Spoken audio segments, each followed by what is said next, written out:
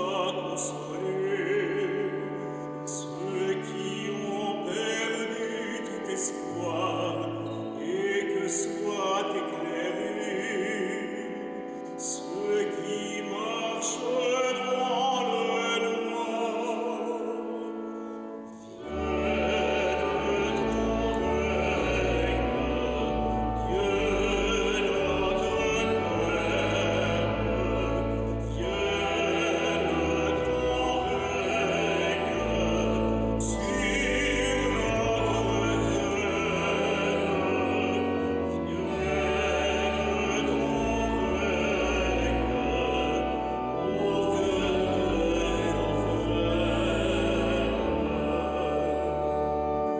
pour que soient revêtus ceux qui tremblent sur les trottoirs, et que soient défendus ceux qui n'ont pas de pouvoir. Vienne ton règne, Dieu notre Père.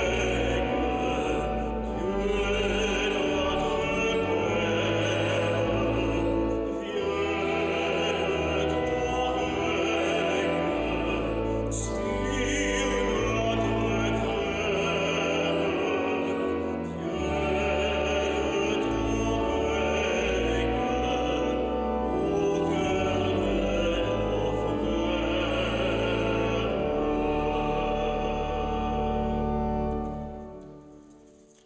Au nom du Père et du Fils et du Saint-Esprit,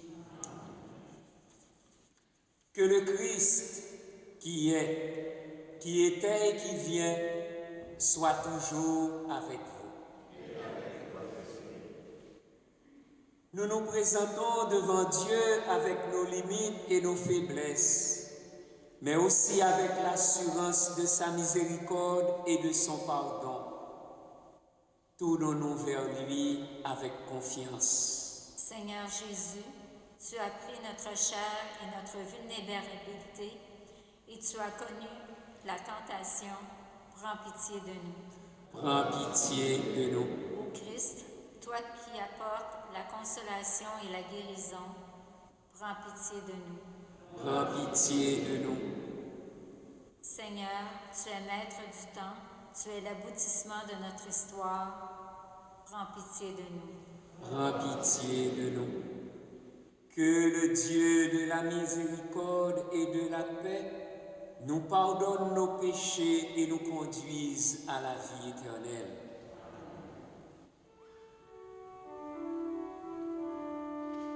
Gloire à Dieu au plus haut des cieux.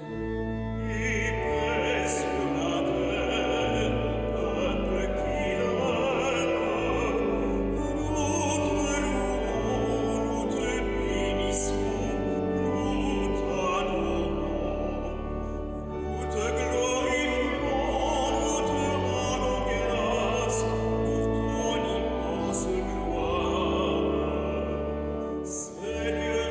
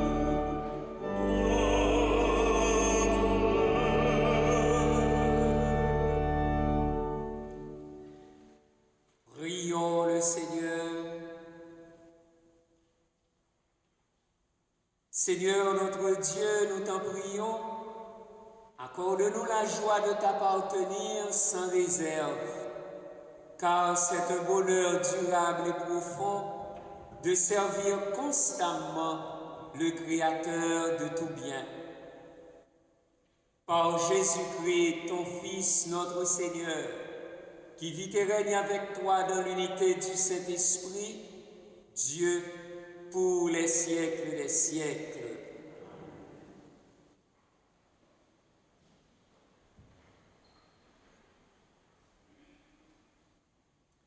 Lecture du livre du prophète Malachie. Voici que vient le jour du Seigneur, brûlant comme la fournaise. Tous les arrogants, tous ceux qui commettent l'impiété, seront de la paille. Le jour qui vient les consumera, dit le Seigneur de l'univers. Il ne leur laissera ni racines ni branches. Mais pour vous qui craignez mon nom, le soleil de justice se lèvera. Il apportera la guérison dans son rayonnement. Parole du Seigneur.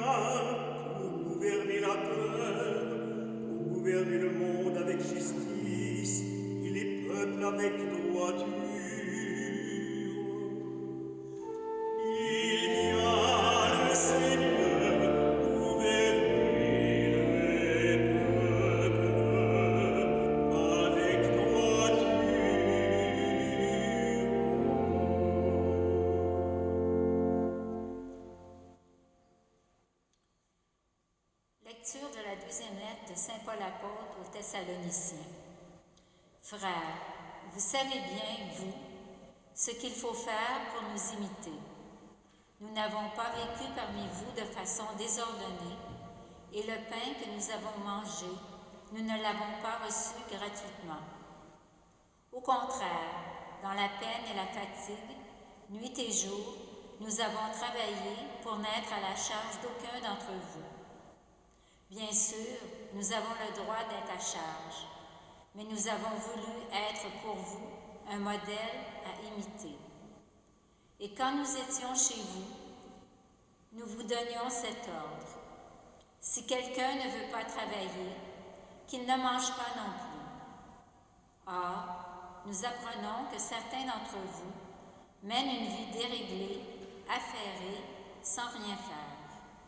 À ceux-là, nous adressons dans le Seigneur Jésus-Christ cet ordre et cet appel, qu'ils travaillent dans le calme pour manger le pain qu'ils auront gagné. Parole du Seigneur.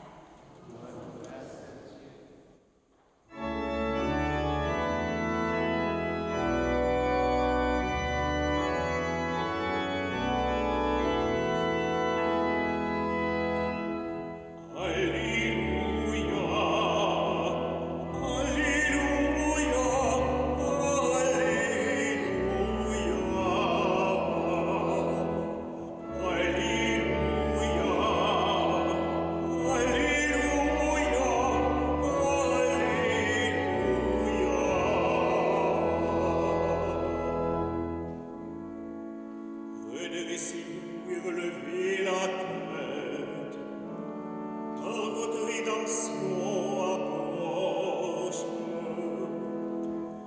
Alléluia, Alléluia, Alléluia.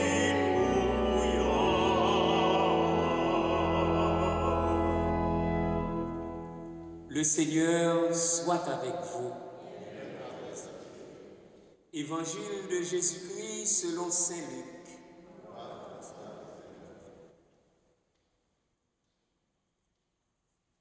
En ce temps-là, comme certains disciples parlaient du temple, des belles pierres et des ex-voto qui le décoraient, Jésus leur déclara: ce que vous contemplez, des jours viendront où il ne restera pas pierre sur pierre.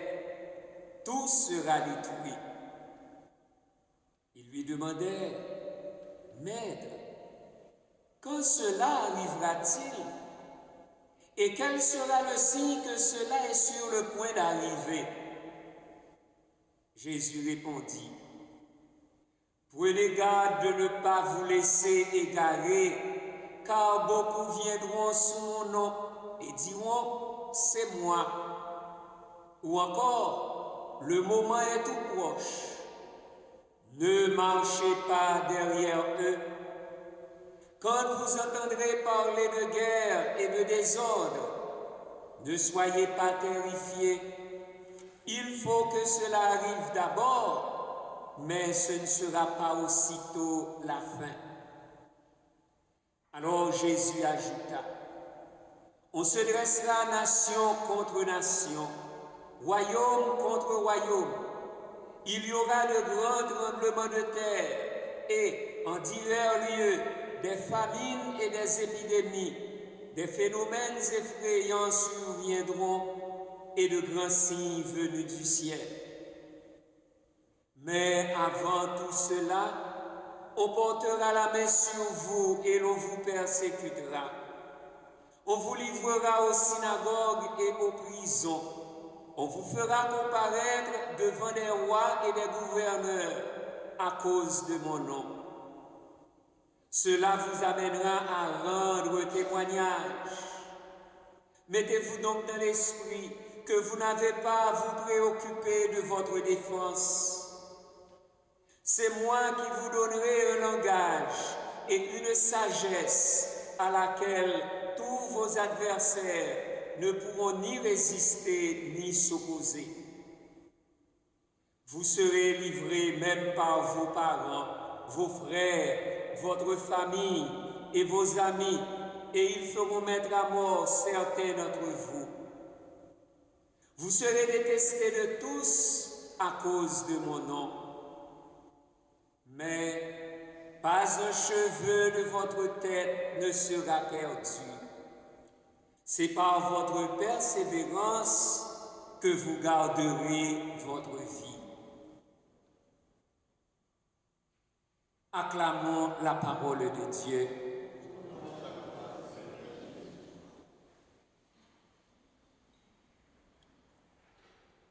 Nous sommes le 33e dimanche ordinaire, avant-dernier dimanche de l'année liturgique C. Ainsi, l'Église nous invite à tourner notre regard vers le jour du Seigneur par un discours sur la fin des temps, l'avènement du Seigneur dans la gloire. Soulignons-le, lorsque saint Luc met ici sur la bouche de Jésus l'annonce de la destruction du temple, celui-ci n'est déjà plus qu'une ruine, puisque les légions de Titus l'ont incendié le 29 août 70. L'évangéliste spécule donc moins sur l'annonce que sur la signification de l'événement. L'évangéliste Luc nous situe à Jérusalem, où certains disciples parlait du temple, des belles pierres et des ex-voto qui le décoraient. Pourtant, au sujet de cette imposante construction, Jésus déclara: « Ce que vous contemplez, des jours viendront où il n'en restera pas pierre sur pierre. Tout sera détruit. » De ce sanctuaire construit par Hérode, fierté du peuple juif, cœur du judaïsme, il ne reste plus rien. L'alliance de Dieu est rompue et le lieu de sa présence a disparu. Donc, c'est à la lumière de l'incarnation de Jésus, sa mort et sa résurrection, et de sa venue dans la gloire, que Luc relie le destin de l'Église, celui de Jérusalem et de l'humanité. De cette annonce surgit une question. Maître, quand cela arrivera-t-il? Et quel sera le signe que cela est sur le point d'arriver? Par cette double question, Luc veut bien distinguer et dissocier la ruine du temple et la fin du monde, afin d'éviter toute confusion temporelle entre les deux événements. Contre ceux qui voudraient faire croire à une imminence de la fin, contre les faux messies, Jésus fait une mise en garde et nous rassure par un double avertissement. Prenez garde de ne pas vous laisser égarer, car beaucoup viendront sous mon nom et diront: c'est moi, ou encore le moment est tout proche. Ne marchez pas derrière eux. Face à tant de sectes qui, aujourd'hui encore, prétendent se servir de la Bible pour prédire la fin du monde, parfois même fixée à une date précise, Jésus nous demande de ne pas nous laisser induire en erreur. Ne marchez pas derrière eux. En effet, la destruction du temple n'est pas le signe de l'imminence de la fin des temps. Tout comme Jésus nous invite à ne pas interpréter certains événements déroutants et terrifiants sur la planète comme des signes de la fin. Quand vous entendrez parler de guerre et de désordre, ne soyez pas terrifiés. Il faut que cela arrive d'abord, mais ce ne sera pas aussitôt la fin. Il faut que cela arrive d'abord, voulant dire que rien n'échappe à la maîtrise, à la souveraine maîtrise de Dieu, qui, même à travers ces calamités, saura bien conduire son projet de salut jusqu'au bout. Avec cette mise en garde préliminaire, commence le discours proprement dit, introduit par les mots « Alors Jésus ajouta ». Le texte reprend d'abord les signes habituels des apocalypses. On se dressera nation contre nation, royaume contre royaume. Il y aura de grands tremblements de terre et, en divers lieux, des famines et des épidémies. Des phénomènes effrayants surviendront et de grands signes venus du ciel. Puis, Luc revient en arrière Mais avant tout cela, non pas tant au sens chronologique qu'au sens de principe, à la base de tout cela, pour nous décrire la persécution subie comme caractéristique du christianisme et de l'histoire de l'Église. Les disciples doivent s'attendre à être arrêtés, emprisonnés, traînés devant les tribunaux à cause du nom de Jésus, c'est-à-dire pour leur attachement à sa personne. Mais il est aussitôt précisé, cela vous amènera à rendre témoignage. Livrés à des justes juges, les disciples n'auront pas à se soucier de leur défense. L'Esprit Saint s'en chargera. Mais Luc est le seul à préciser la pensée de Jésus. C'est moi qui vous donnerai un langage et une sagesse à laquelle tous vos adversaires ne pourront ni résister ni s'opposer. C'est encore un gage d'assurance dans la persécution que Luc, après avoir décrit l'hostilité que les disciples doivent s'attendre à rencontrer, même de leurs proches, ajoute cette garantie. Mais pas un cheveu de votre tête ne sera perdu. Et nous retrouvons cette même phrase avec cet ajout en Luc chapitre 12 verset 7. Soyez sans crainte. C'est bien cette certitude de la fidélité du Père qui fonde l'appel à la persévérance, qui se traduirait mieux encore par constance ou endurance. C'est par votre persévérance que vous garderez votre vie.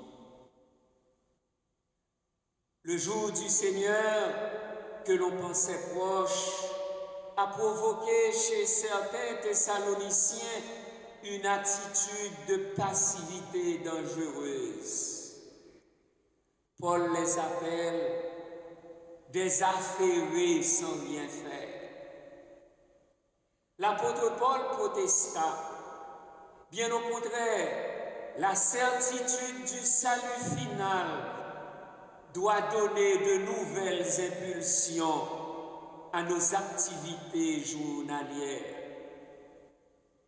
Et comme le dit le prophète Malachie, pour vous qui craignez mon nom, le soleil de justice se lèvera. En attendant ce jour sans déclin du Seigneur, fondement de notre espérance, ne nous laissons pas tromper par des prophètes de malheur. Dans l'aujourd'hui du monde et de l'Église, frères et sœurs bien-aimés, qu'est-ce qui motive donc un renouveau spirituel dans votre vie en la personne de Jésus, le Christ?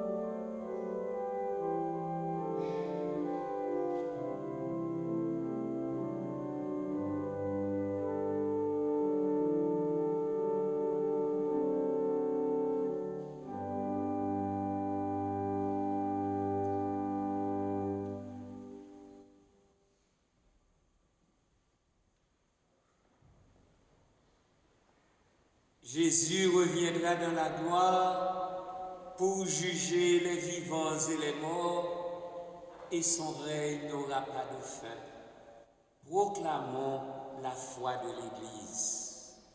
Je crois en Dieu, le Père Tout-Puissant, Créateur du ciel et de la terre, et en Jésus-Christ, son Fils unique, notre Seigneur, qui a été conçu du Saint-Esprit, est né de la Vierge Marie, a souffert sous Ponce Pilate, a été crucifié, est mort et a été enseveli, est descendu aux enfers, le troisième jour est ressuscité des morts, est monté aux cieux, est assis à la droite de Dieu le Père Tout-Puissant, d'où il viendra juger les vivants et les morts. Je crois en l'Esprit Saint, à la Sainte Église catholique, à la communion des saints, à la rémission des péchés, à la résurrection de la chair,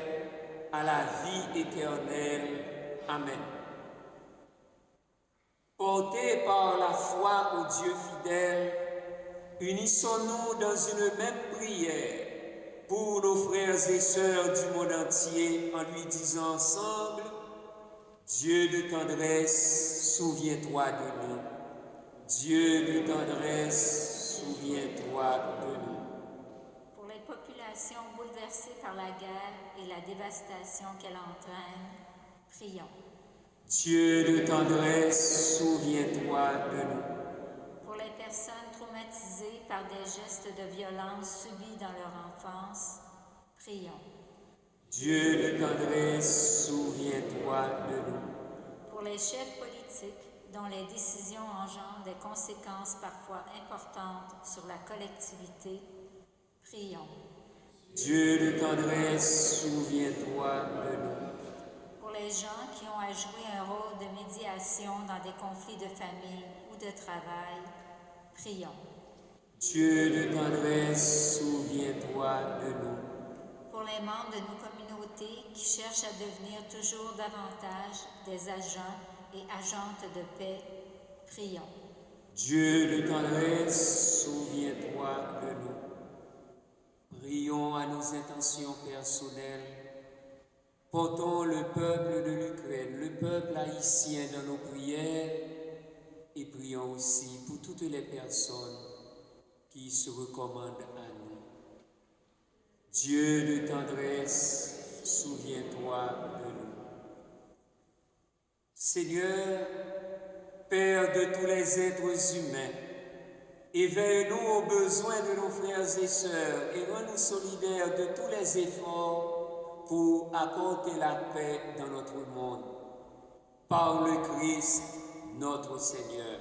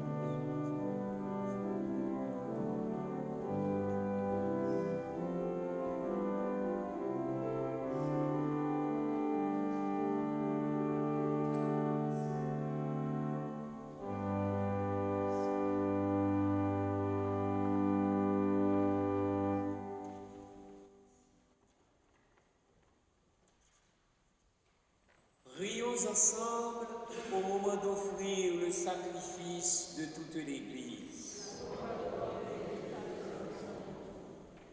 Nous t'en prions, Seigneur, Dieu de majesté, regarde les présents que nous t'offrons et permets qu'ils nous obtiennent la grâce de te servir et de parvenir ainsi à l'éternité bienheureuse. Lui qui vit et règne pour les siècles des siècles. Le Seigneur soit avec vous. Élevons notre cœur. Rendons grâce au Seigneur notre Dieu.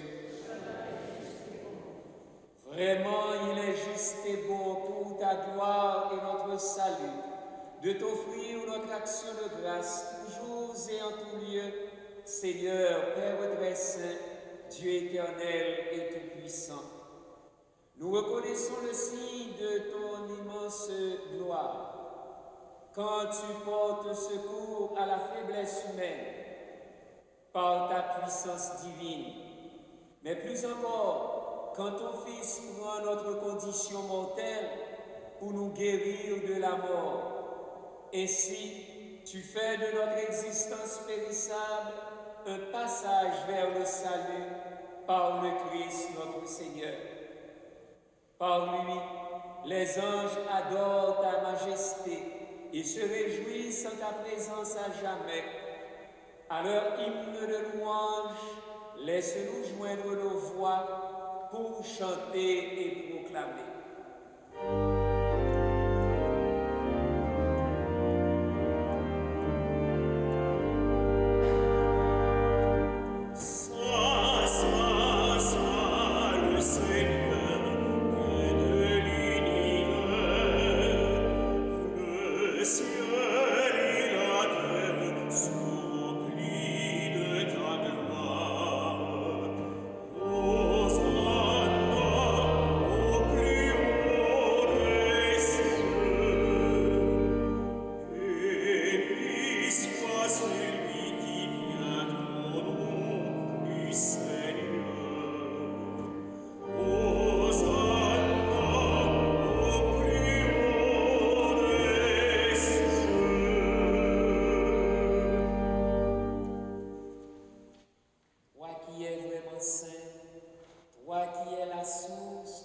Sainteté, Dieu notre Père, nous voici rassemblés devant toi et dans la communion de toute l'Église, nous célébrons le jour où le Christ est ressuscité d'entre les morts.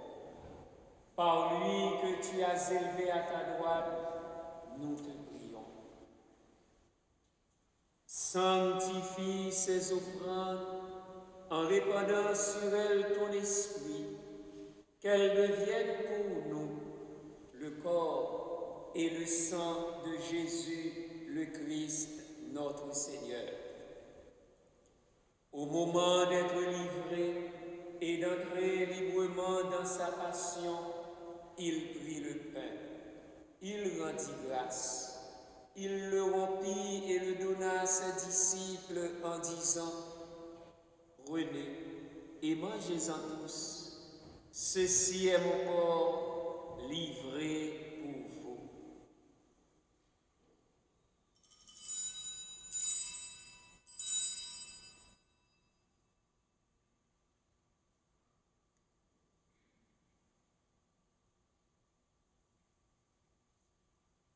De même, après le repas, il prit la coupe.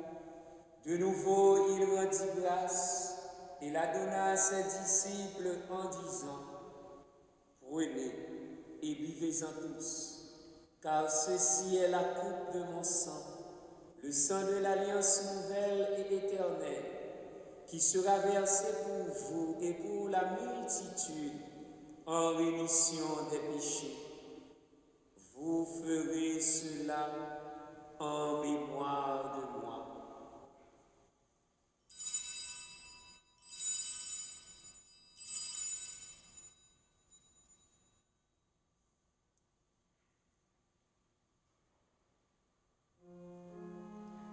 Il est grand le mystère de la foi. nous annonçons ta mort, Seigneur Jésus. Nous proclamons ta résurrection. Nous attendons ta venue dans la gloire.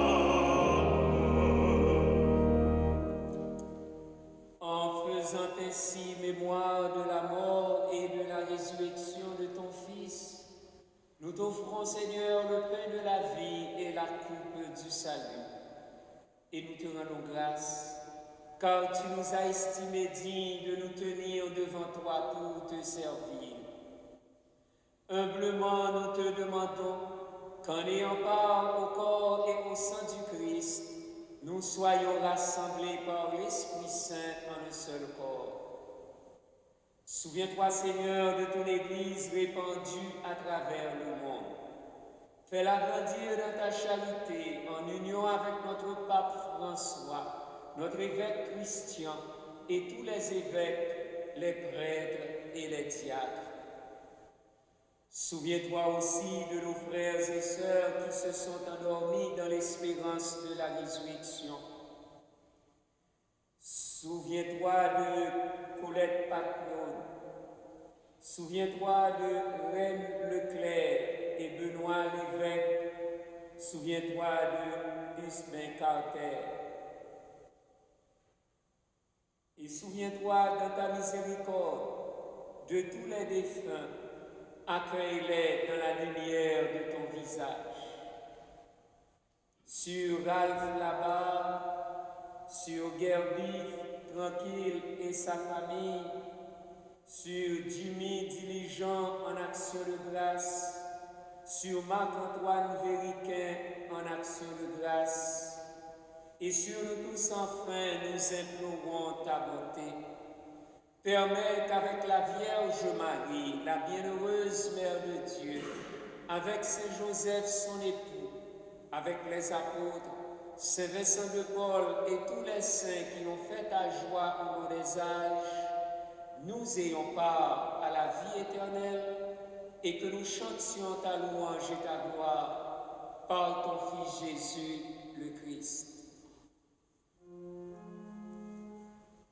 Par lui, avec lui et en lui, à toi, Dieu le Père Tout-Puissant, dans l'unité du Saint-Esprit, tout honneur et toute gloire, pour les siècles des siècles.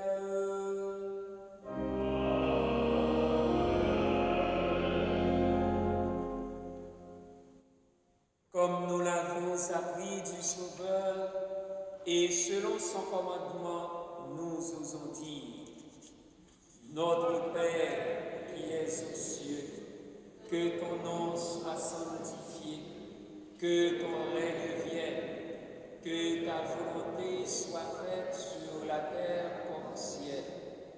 Donne-nous aujourd'hui notre pain de ce jour.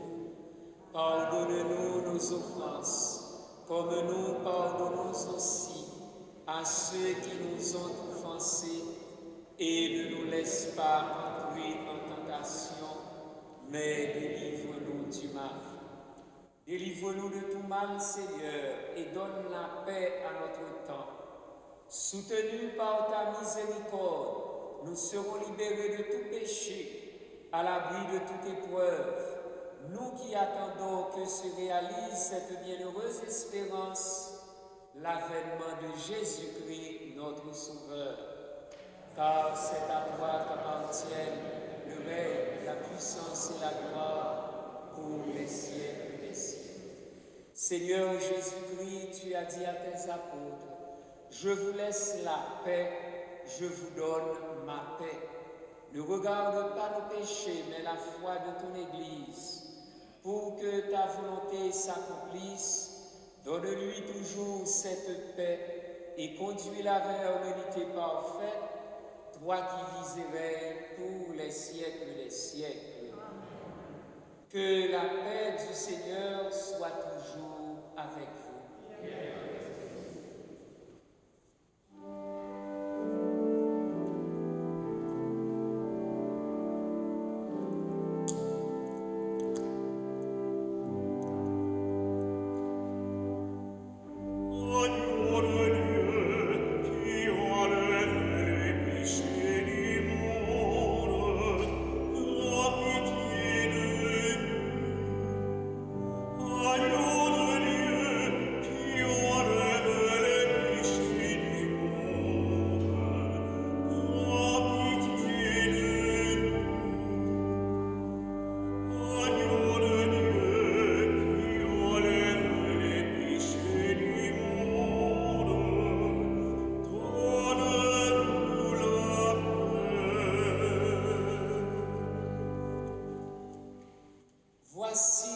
l'agneau de Dieu.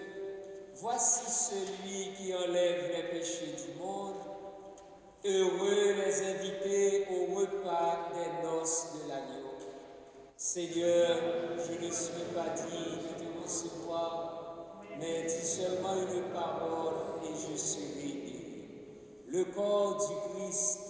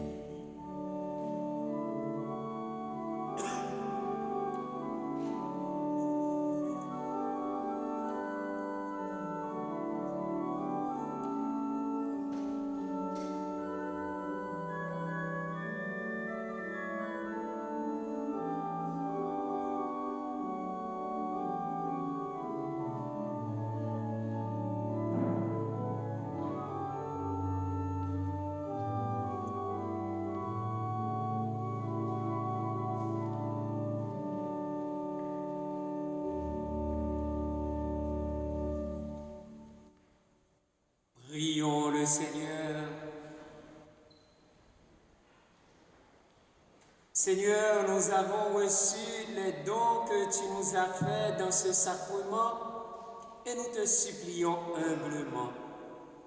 Ton Fils nous a demandé de les célébrer en mémoire de lui, qu'ils augmentent en nous la charité par le Christ notre Seigneur. La quête de la semaine dernière a rapporté 1586 $. Un grand merci à tous.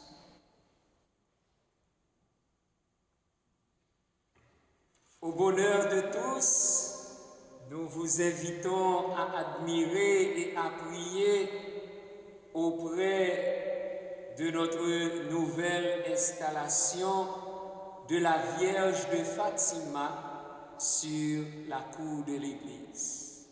La bénédiction viendra sûrement en temps et lieu. La conférence Saint-Vincent de Paul offre un bazar de Noël le 16 et le 23 novembre. Voir le semainier pour plus de détails. Et puis consultez votre semainier pour les dates et les heures des célébrations de Noël du 31 décembre et du 1er janvier. Un merci à chacun et à chacune de vous pour votre présence et votre participation. Un merci à toute l'équipe pastorale qui nous a aidés à vivre cette célébration. Le Seigneur soit avec vous. Que Dieu Tout-Puissant vous bénisse. Le Père et le Fils et le Saint-Esprit. Allez dans la paix du Christ. Bon dimanche et bonne semaine.